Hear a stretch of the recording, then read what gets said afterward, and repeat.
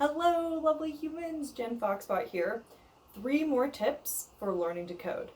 Number 1, practice coding 5 or 10 minutes every day, or more if you have time. Makes a big difference over a month, 6 months, a year. You get it. Number 2, learn how to read code. You do not need to start from a blank slate. Start from someone else's code, read their comments, and learn that way.